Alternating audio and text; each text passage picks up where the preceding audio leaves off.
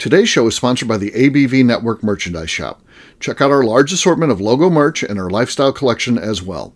Just head over to abvnetwork.com and click on Shop. We are also sponsored by The Bar to Go. The Bar to Go offers a fully customizable carrying case that allows you to take your favorite distilled spirits or cocktail ingredients with you. Whether you're looking for yourself, a customized gift, or logo items for your business or event, The Bar to Go can help. Check them out at thebartogo.com. Use the number 2 when you type out The Bar to Go. Did you know Neely Family Distillery now ships its popular distilled spirits directly to you? To order, simply call 859-394-3258. Tell them the ABV Network sent you. And now, on to the show. Let's drink!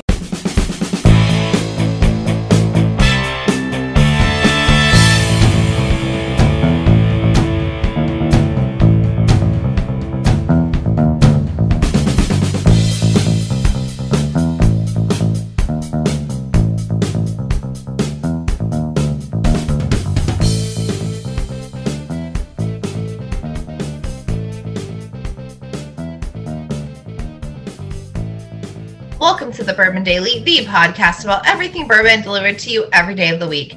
Today on the show, we are mailing it in for Easter, or just a random Sunday if you don't celebrate. My name is McNew. Please join me in welcoming my co-host, Steve Akeley, along with our special guests, Lenny Eckstein, Jim Fosta, and Dana the Dreamer 6. Hey, gang, what's up? Hey, guys. How we doing? Hey. Good.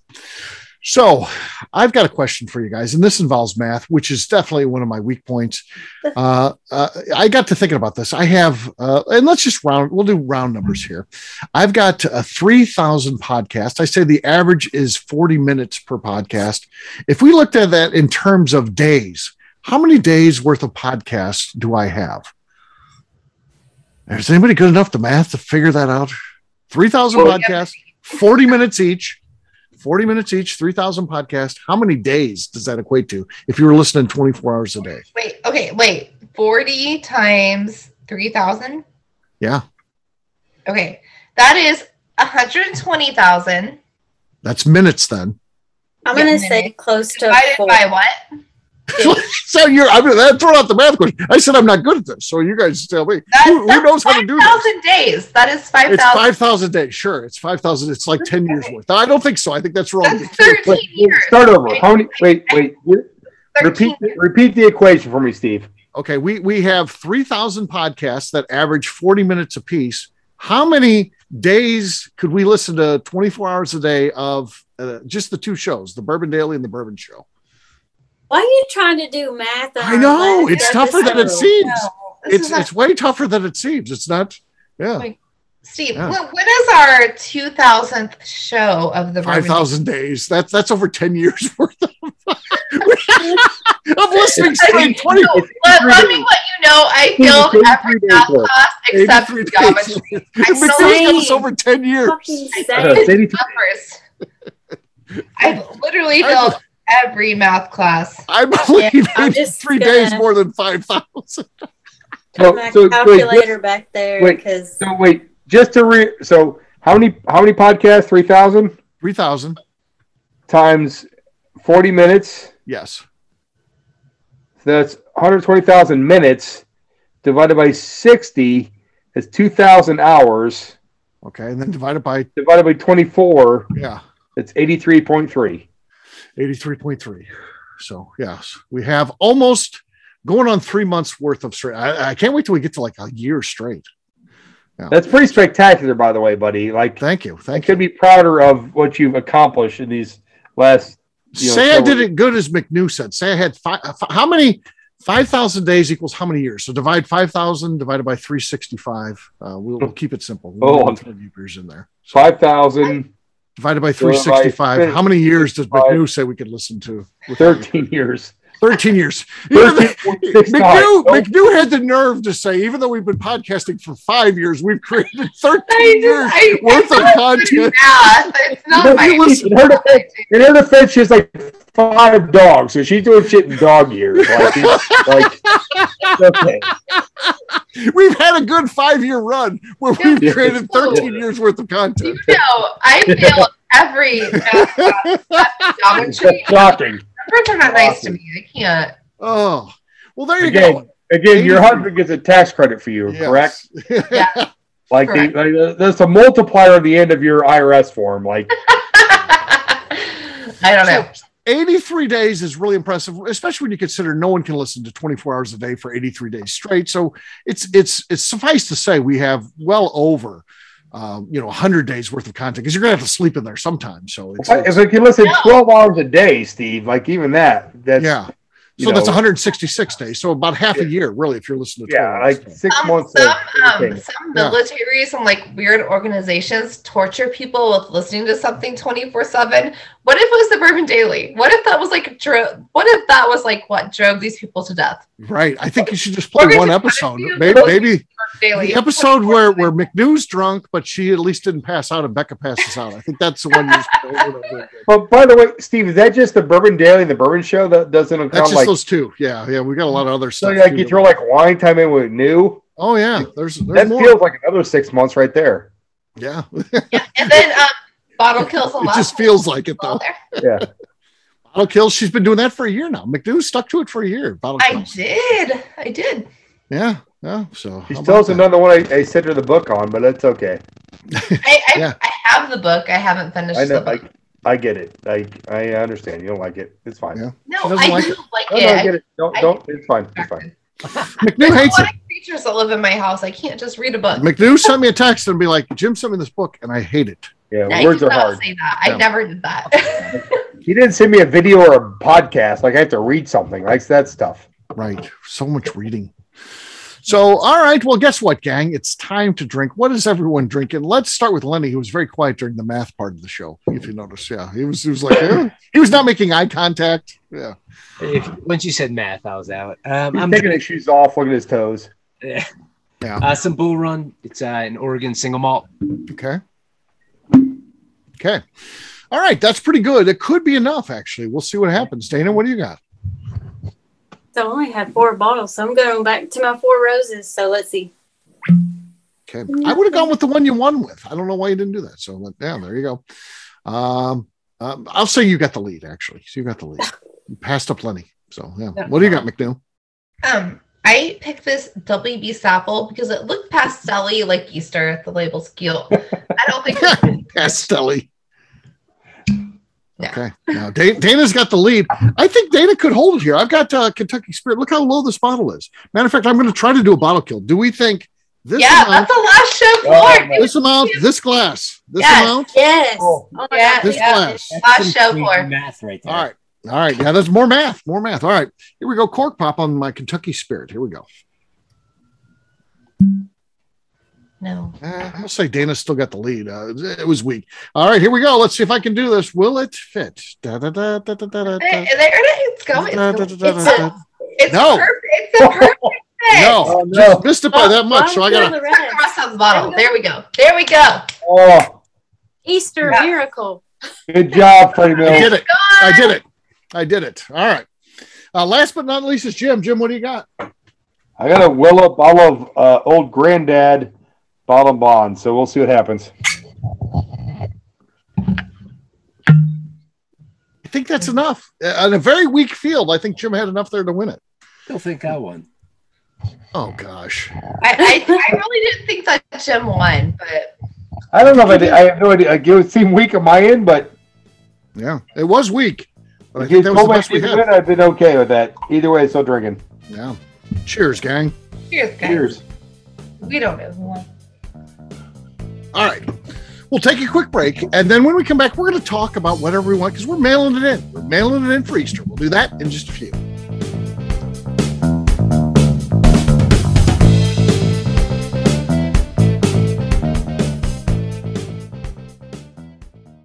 Hello, this is Steve Akeley of the ABV Network. Let's talk about the people who make this show happen. First up is Leatherwood Distillery in Pleasant View, Tennessee. Company founder Andy Lang started distilling as a hobby while serving his country as an elite Green Beret. Andy distilled all over the world during his time in the military and brought this passion back to him in the U.S. when he returned home. A visit to Leatherwood combines Andy Lang's unique distilled spirits and a museum of artifacts from his time serving the U.S. Share a drink with a fallen soldier at their bar where you can grab an acrylic bio off the wall that celebrates the individuals who gave the ultimate sacrifice to protect his or her country. They will also ship their distilled spirits directly to you, so check them out at leatherwooddistillery.com. Hi, this is Steve Akeley, owner of the ABV Network. We're sponsored by the Stave and Thief Society. This is where you, a bourbon enthusiast, can expand your knowledge and emerge a bourbon steward. In 2017, I completed my Executive Bourbon Steward certification. It's the most comprehensive bourbon certification program available and connects you with an expansive network of bourbon enthusiasts and professionals. Check out the full listing of in-person and online certifications and join the society today by enrolling at staveandthief.com. Okay, let's talk about Neely Family Distillery. In 2018, I met Royce Neely at an industry event. He started appearing on our shows, and we became friends during my frequent visits to Kentucky. Today, he's leading the way for young distillers making their mark on the bourbon industry. A visit to Neely Family Distillery combines family history, a look at what makes their products unique, and of course, a tasting through their whiskeys, moonshines, and creams. Check them out at NeelyFamilyDistillery.com and visit them in Sparta, Kentucky.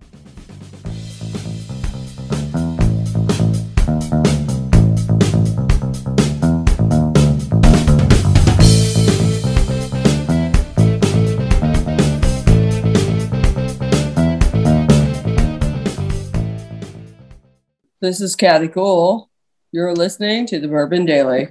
Welcome back to the Bourbon Daily. Today, it's a holiday, and we are mailing it in for Easter. Yes, we are. So my question for you guys, are you into any sort of motivational, inspirational posters or sayings or anything like that? Because recently, I can't say I've ever been into those. Matter of fact, I kind of hate those when it's like, you go into someone's office and there's like an iceberg, and then it's like, oh, just you see the little part of it, all the other problems that you don't even see. It tries to convey that. I'm not into that, but I've been getting into these ones that kind of look like Monopoly drawings. And I was at first inspired by the one that said "Bet on yourself," because I felt like in my career, I had to go all in. I had to bet on myself. It's the only way I could do this thing was to jump in full board. I like that one. So I bought that one that says "Bet on yourself."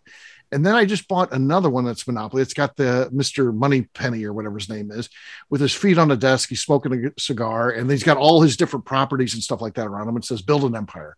And I like that one too. That one spoke to me. So now I have two. Well, I've got one on the way and one here. I got two kind of inspirational things that are basically Monopoly based. And I just think that they're cool. And they hit the note of things that I'm into. So do you guys have anything like that? Inspirational things that you have in your house or something like that help you?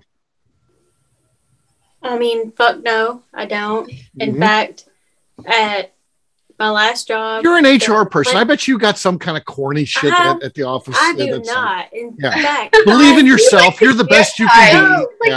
You got this crap. Yeah. Oh, no, please. In fact, I hate these so much. And the fact at my last job, my plant manager put, "Those who think they can change the world will." And I walked in and I saw it and I laughed. I'm buying that one for you. You're getting that in a canvas where you have to display it. Yeah. No, yes. Please don't do that. Yeah. That's going to go in your office. I laughed at it and he gave me so much shit. He's like, "What's your problem with that?" And I was like, I'm going to get you that and the iceberg one. You need the iceberg one too, because there's so many challenges you don't even expect. Yeah, it's all below the surface. You'd be that person. McNew's getting some. She must have something. So, yes, she's probably got the "Eat, Pray, Laugh" sign that's in the kitchen. She's going to get or some stupid shit like that. But we'll get to her when she comes back. What do you got, Lenny? Yeah. Anything like this for you? I have nothing like that, but it does kind of like, there's a little bit of a tangent, and not to bring up old shit. This reminds me of like NFTs. This is the whole concept of like things that speak to you, even if they're stupid. So like, I've got, I mean, this isn't going to do any good for the listeners, but I've got this one NFT that's just retro wave deer. Yeah. Which, kind of speaks. Kind of spoke to you. Okay. Got a mixtape. Yeah. Now, the difference is there's some hope that that's going to be worth money down there. The things that I've got, like these motivational canvases that I bought, I don't have anything that they're going to be worth money down the road. It's just, I like them. I like looking at them. Maybe it'll motivate you to make money though. I'm hoping. Yeah. They got all kinds of different ones too, like work on your cash flow and all this kind of stuff. I'm like, maybe some other ones I get too. So yeah. The Warren's going to line the inside of Steve's coffin with that when he dies. Like, yeah. True. How about you, Jim? Anything out there like that for you? Not a fucking thing. Like I'm 100% like, I worked in the corporate world for so fucking long. I hated all that crap to the nth degree. Like I want no part of it. Like if I can't motivate myself, I don't need a fucking poster to motivate me. Like I don't Absolutely. get the poster. No.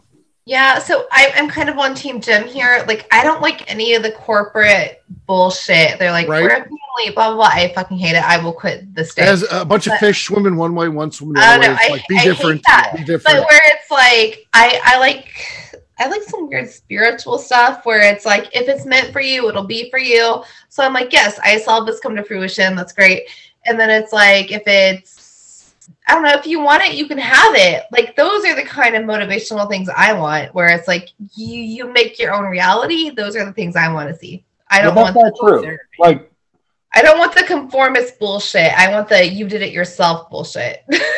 I get it, but like the stuff you're saying isn't true. If you want it, you can have it. No, you can't. I want to have $1 million. I don't have it. Why can't you? Why can't you sell $1 million? Okay, I want $1 billion. Yeah. I want to own my own distillery tomorrow. No, well, you got to be realistic, but you can That's what it says. It says if you want it, you can have it. Like, I want a cheeseburger. Okay, I can have that. I want a nice steak. I can have that. Sure.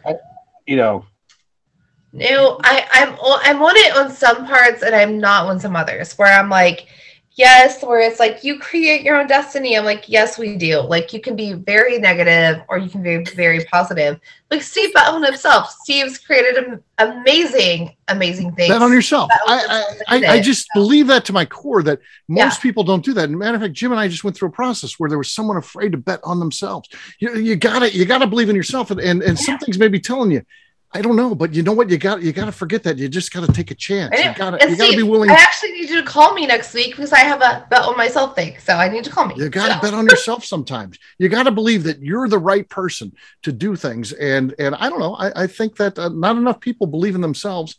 And it's an interesting thing to me. It's an interesting. I mean, this is Easter show. So you got to believe that. When you work corporate jobs, they have like this high mentality where it's like, oh, you're part of the team. The team. Family, the team is blah.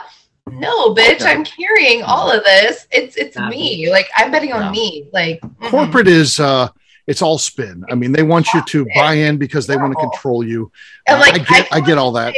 I like my new company, but I'm not here forever. I'm like, I like the money you give me. I like the people. Well, they're doing the same thing with you. Every day they're evaluating, is McNew worth the money that we're paying her? And if she's not, we're going to cut her loose. And it doesn't matter what that means to you financially. How it ruins your life. It could be next year. Like, it doesn't matter if you're a 49-year-old man and you worked over there for 20 years.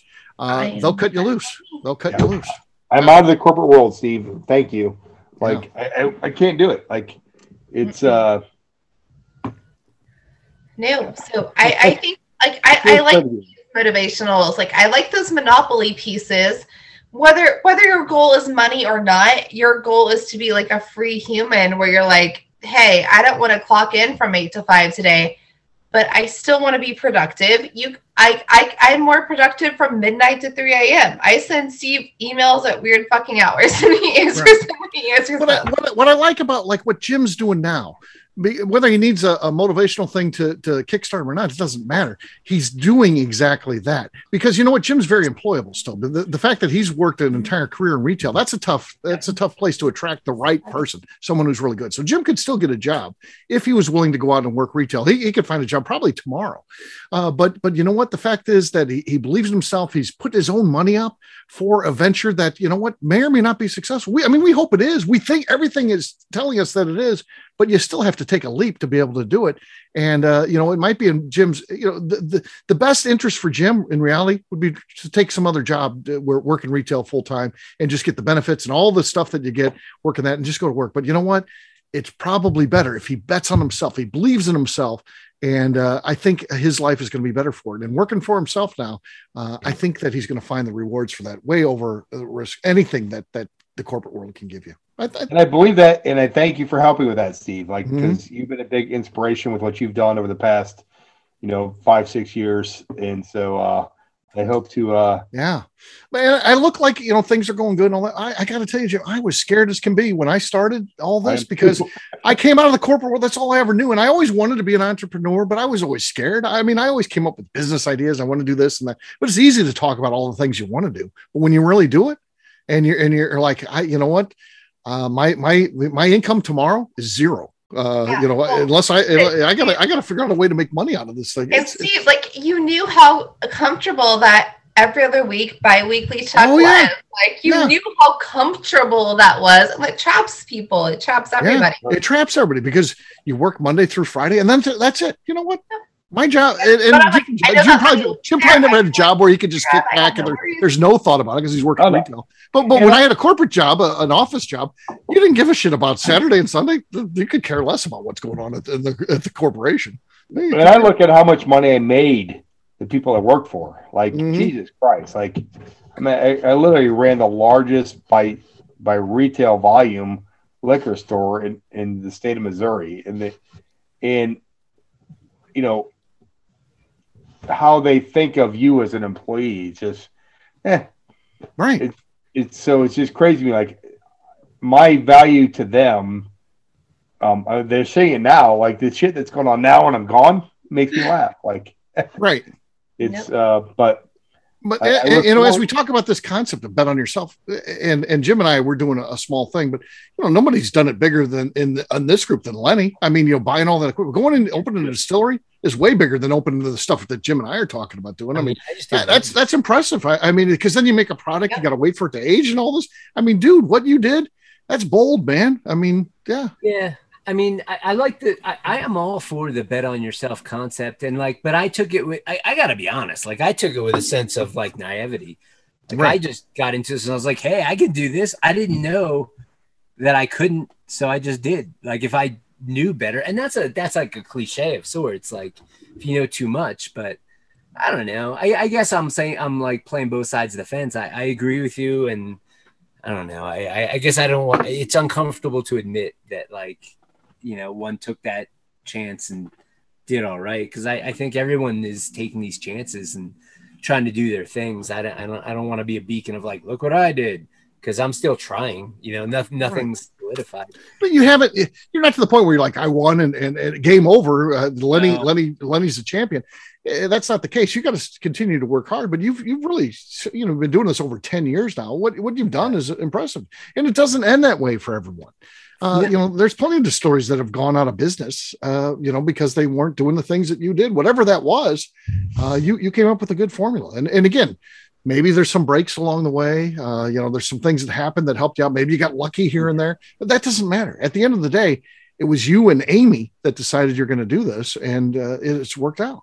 Yeah. What's cool though, be it like for my endeavor or anyone's, is like, I think it's the team that is built around it, because it doesn't work without that. And, for Deer Hammer, the most rewarding thing, I mean, whiskey in a barrel is pretty fucking rewarding, but really, like, having our crew that's been with us for like 5+ years, depending on who's with us, watching them like get married, buy a house, have a kid, like being part of someone's life, that's right.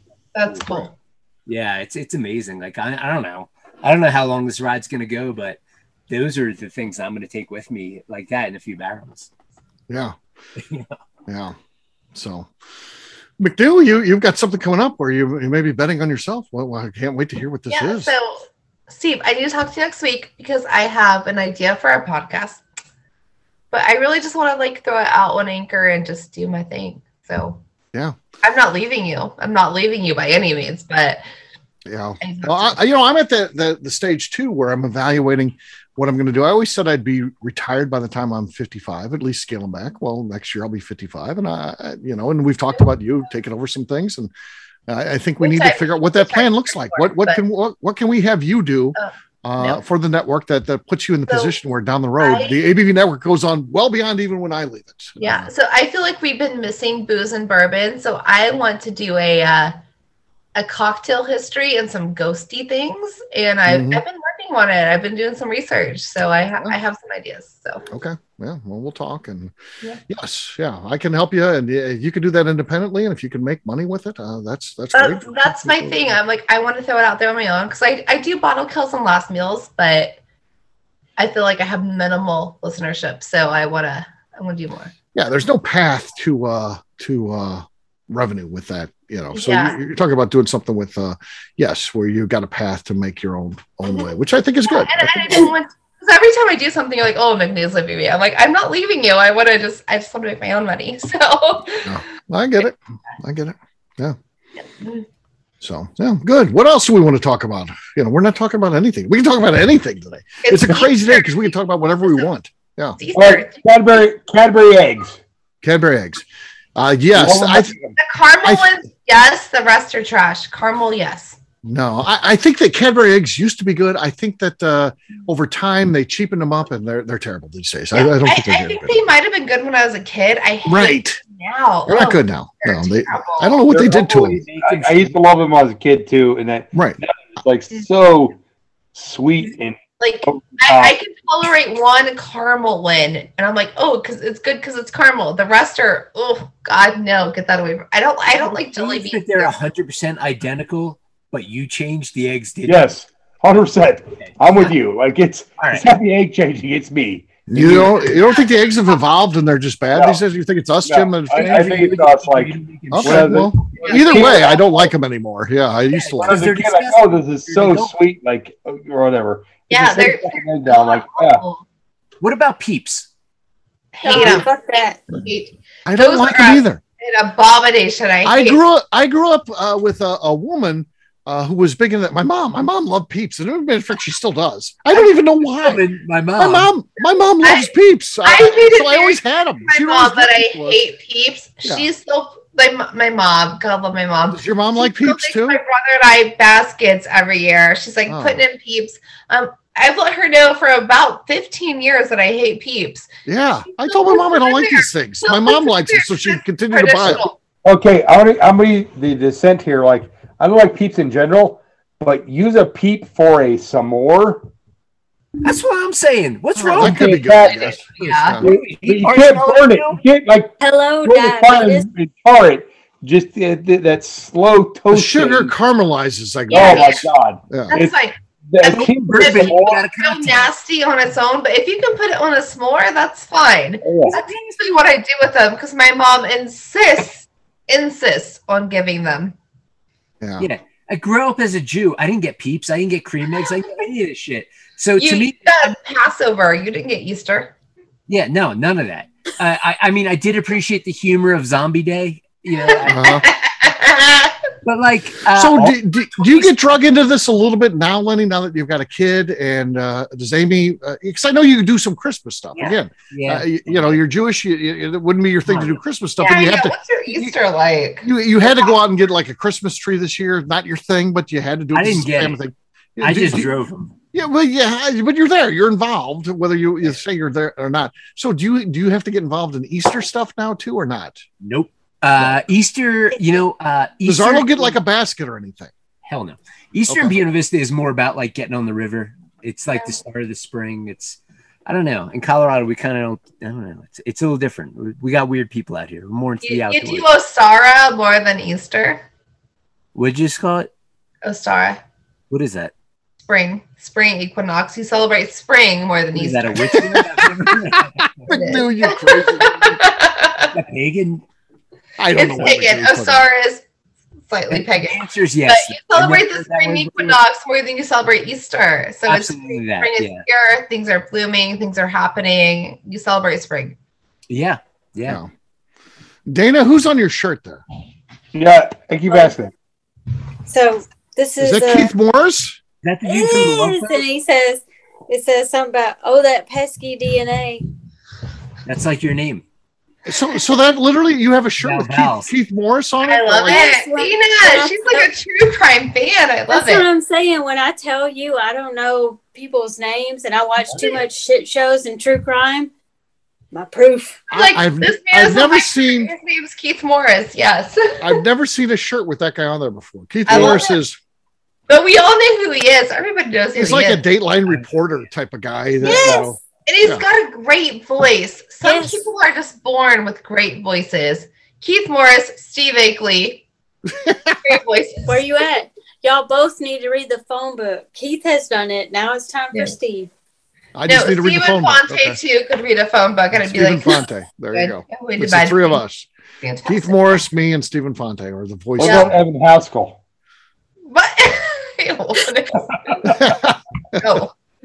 It's just out of the past. It's a ghost from Christmas Past right there. So Ghost of Christmas Past. Maybe his kids want him to read the phone book. He was moving so aside. Evan walked out from him and Jesus walked out after 3 days.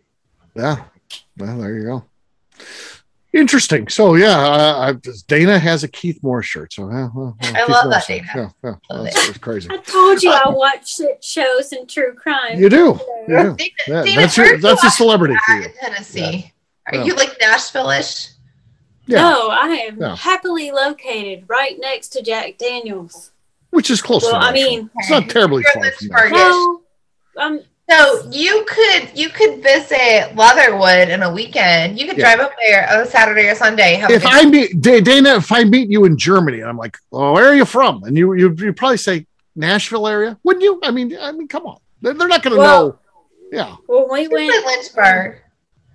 They're not going to know Lynchburg in Germany. They do actually. It's like people from Sullivan, Missouri. If you meet them, they'll be like, "I'm from St. Louis." I'll be like, "Okay, I'm from St. Louis too. Where you at?" Sullivan. I'm like, "That's not really St. Louis. That's like an hour west of St. Louis." Well, rural people got to do what they got to do. Right. I get it. That's why I think Dana would say Nashville. You're near the Dickel Distillery. Yeah. Yes, they're like with my first episode. I'm happily located because it's like Jack, Dickel, and then Southern Pride. Trifecta. You're in a triangle. What do you think about these companies like Dickel changing their name? Where like you have to call it Cascade Hollow. I'm like, no, I called it George Dickel for, as long as I've called it, it's going to be George Dickel. Jim Beam is not the James B. Beam Distilling Company. It's Jim Beam. It's Jim Beam. That's all it's going to be. But if you're a local, Facebook is Facebook. Cascade Hollow makes sense. What about Squib? No, I know it's MGP. I'm not calling it Squib. No, never, ever. It is will MGP I call it Squib forever. Squib sounds stupid. It makes me think of Squidward. And the name is terrible. Yeah, exactly. Squidward. Yeah. Yeah, I'm not here for it. It is MGP forever. It's MGP. That's what it's going to be forever. And they can tell me, they can correct me if I'm ever at an event where they're at. It's MGP. That's it. Not quite as bad of an offender, but I'm sorry. Is Maker's Mark new release BRT2? Something like that? Yeah. Can they come up with a shittier name for their awesome? I know. No. They admit it. They did it. They own it. It was bad. They talk about that. So they give it different codes. Of course, when you're trying something in your Maker's Mark, you're not trying two different things. You're trying, hundreds or whatever. So they give it these codes, and then they just call it whatever the code is. Well, FAE2, was it? Yeah. Which stood for fatty ester acid. Stop it. Fire your marketing department. God damn it, Maker's Mark. You're better than that. Right. Don't call it FAE, whatever. But I think we know who causes that. And she has to laugh at us. Jane Bowie started that stuff. And that's just who they are now. So Jane Bowie literally started that with the first one that they did. Seared BU was her thing because again the BU was the numbering system used by ISC. And, I may have the last unopened bottle of that sitting here like 3 feet from me. Yeah, that's that he got from Jane herself. So yeah, I did 100%. I got 2 bottles. We opened one, drank it, and the other one's sitting there. Jane called me, and her husband's looking for not that. So, naming. Yeah. Her husband wants that bottle still. This no longer needs to be an Easter episode. It never really was Easter focused. What can we do? Easter even a thing? No, it's not. Is Easter the worst holiday ever? Yeah, it's stupid. So, if you're a church person, you gotta dress stupid, and you gotta dress stupid like a paisley suit. If you're not really a church person, but your family is, you get to hunt eggs. And when we got older, my mom was hunt eggs is stupid. My mom was fun. I love my mom. The meal is dumb. Why? Used to put mini bottles and bigger eggs for the grown-up kids. That was fun for a while. What about you, McNew? The meal is ham. The traditional Easter dinner is ham. But ham comes with rolls, and I was 100% here for the yeast rolls, the homemade yeast rolls. You would just eat the yeast rolls. That's it. You'd skip the ham. I'm I'm going to eat some macaroni and some yeast rolls and take a nap. That was my vibe. What's that word? Are you saying yeast roll? Yeah, yeast. Yeast? Why is it yeast roll? Rolls. Yeah. Yeast? Like this ingredient that ferments? Yes, correct. Absolutely. Why is not every roll a yeast roll? I know this is what they called them. Unless it's an unleavened bread, then it's But yeast roll is a style. So yeah, if you ever go to O'Charlie's, three little thingies. Charlie's has yeast rolls, which are good. Yeah, yeast rolls and macaroni. I was like, I'm gonna eat this and I'm gonna take a nap. That was. By the way, if you go to Charlie's, the only thing redeeming about that place is those damn yeast rolls. The yeast rolls are good, though, aren't they? There's one 5 minutes from my house. I give them credit. I don't give them credit for anything else on the menu, but the yeast rolls are fantastic. Their drinking sauce is pretty good. They make good cocktails, but they make goddamn good yeast rolls. By cocktails, do you mean a bourbon with an ice cube added to it? That's a cocktail. They could even fuck that up. But, yeah, I'm just like yeast rolls. We're gonna go here for the yeast rolls. I think the Kentucky Derby is a better version of Easter. Yes. Yeah. People dress better. People act better. We get drunker. It's a better time. Party horses. Party horses.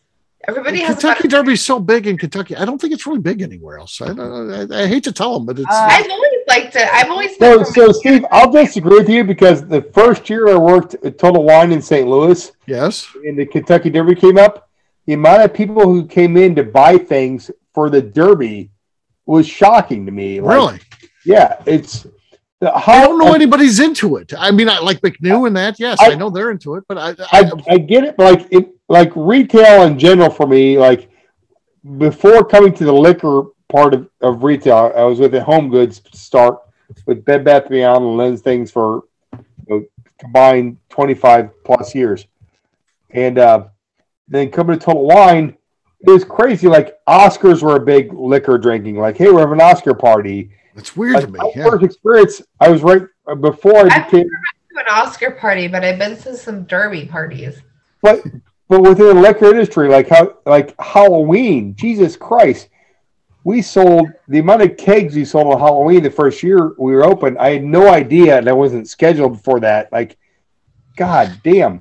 So the liquor that revolves around Easter parties, Oscar parties, Halloween parties, like. The things that don't necessarily make any sense in any other retailer in liquor. Arbor Day? Is Arbor Day big? It is. It's basically gin. Like, hey, what did we pull leaves? Did we pull these trees to make this gin? It's gin. So gin's big on Arbor Day. So yeah, 100%. Nothing wrong with Arbor Day. Do you know Arbor Day is different depending on where you live? Yeah. It's a one holiday where it might be May 15th for McNew and it might be July 31st for me. It's always like April 20th. No.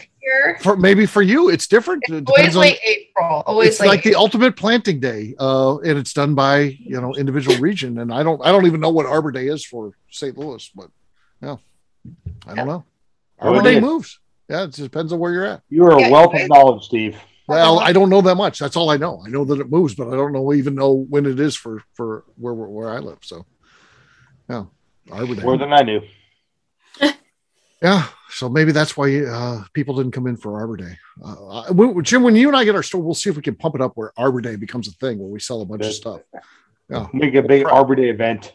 Yeah, we'll do a big Arbor Day event. Yeah, we'll see what happens. We wouldn't have barrels without Arbor. What's Arbor? Exactly. We need Arbor Day. Yeah. Plant oak. Yeah. Plant white oak. And, yeah. All right. We'll wrap this one up as we always do by talking about where people can find us. What a show. How do I write a description for this? I don't even know. I don't even know what we talked about. Yeah. Where can people find you? Who? What, me? Oh, yeah. Shit. That's Dana the Dreamer 6 on both Instagram and Twitter. Talk about mailing it in. Dana doesn't even know when it's her turn. Lenny, how about you? Yeah. You can find myself, the rest of Deerhammer, on social media at Deerhammer, on the web, deerhammer.com, where you can also order our bottles shipped direct to your door. And you can come, And you can come visit us in beautiful Buena Vista, Colorado, where I'll be mowing some peeps. There you go. Jim, how about you? Now, we've created 13 years worth of content in only 5 years. It is amazing. What a job we've done.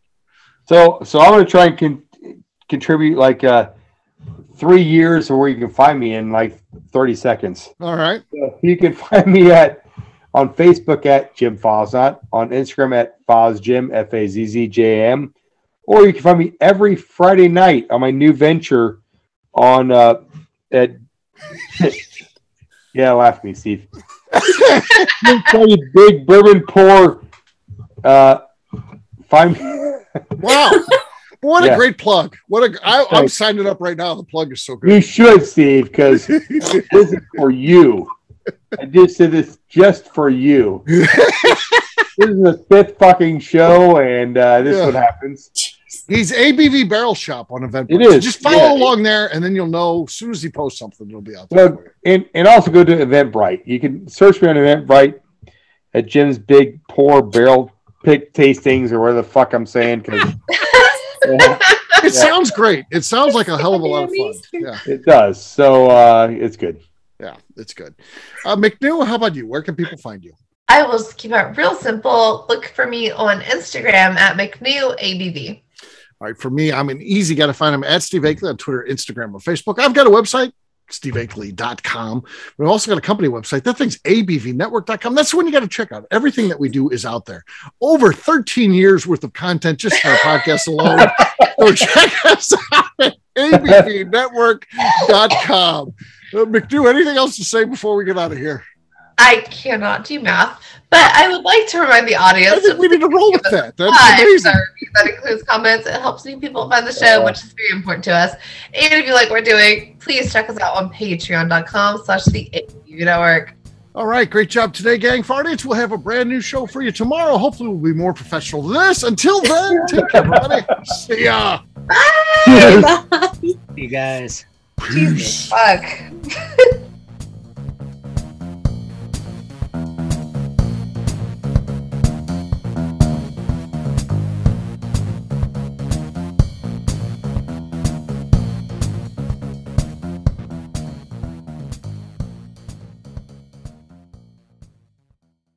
Before we finish the show, let's talk about some great companies that support the ABV network. First up is Moonshine Still Pro. Moonshine Still Pro has a full line of products to help the home distiller. Whether you want to experiment on the stove in your kitchen or you're looking for a bigger setup in your backyard, owner Russell Creed and his team can help. They have multiple still offerings, accessories, and even grain from their partners at Goldstone Mill to assist you in making whiskey on par with your favorite distillery. They can also help you with some fabricated parts you probably can't make yourself if you are attempting a DIY still project. Learn more or order your still or parts at moonshinestillpro.com. Another friend of ours is the Goldstein family at Goldstone Mill. The Goldsteins offer a variety of heritage and heirloom grains to make the finest whiskeys in the world. Plus, they are more than just a grain company. They are truly consultants to make sure the grains they are providing to you or your business meet your highest expectations. Additionally, they work with mills around the country, ensuring shipping is as low as possible for their customers. If you're a distillery, brewery, or even doing this at home, Goldstone can assist you. Check them out at goldstonemill.com, call them at 217-254-6613, or check in via email at hello@goldstonemill.com. The Bourbon Daily is part of the ABV Network. For more information or to become a sponsor, please visit abvnetwork.com. Thanks for listening and cheers. This has been a Steve Akeley production.